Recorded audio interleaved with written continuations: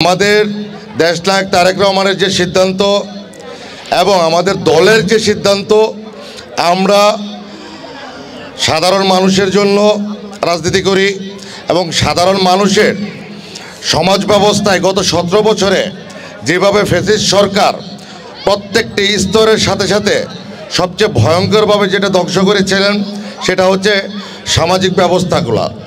আর সেই ধারাবাহিকতায় আপনারা তারা দেশের থেকে লুটপাট থেকে শুরু করে আপনারা জানেন এমন কোনো অপকর্ম নাই গত 17 বছরে একটি দেশকে ধ্বংস করার জন্য যা যা প্রয়োজন গত ফ্যাসিস্ট সরকার সবই করেছে।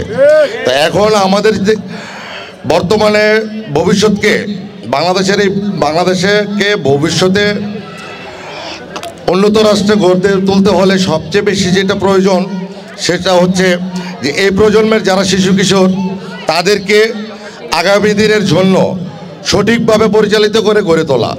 আর তার জন্য অবশ্যই খেলাধুলা সব থেকে ভালো একটা মাধ্যম।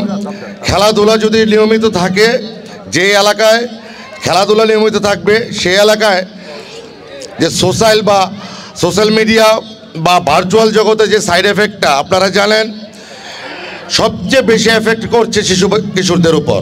তো খেলাধুলাগুলো যদি নিয়মিত হয় এবং আমাদের যারা সহযোদ্ধারা আছেন আপনারা যদি ছেলেপেলেদেরকে উৎসাহ দেন, প্রতিটা এলাকায় যদি নিয়মিত খেলাধুলা হয় তাহলে এই ছেলেপেলেরা এই সোশ্যাল মিডিয়া এবং সামাজিক যে অবক্ষয় সেটা দূরীকরণে অত্যন্ত ভালো ভূমিকা রাখবে।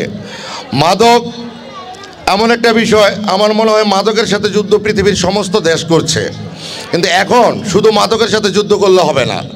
মাদকের সাথে সাথে আরেকটা বিষয় সবচেয়ে বেশি পরিলক্ষিত হয়, সেটা হচ্ছে যে ভার্চুয়াল জগতে যে সাইড এফেক্টগুলো।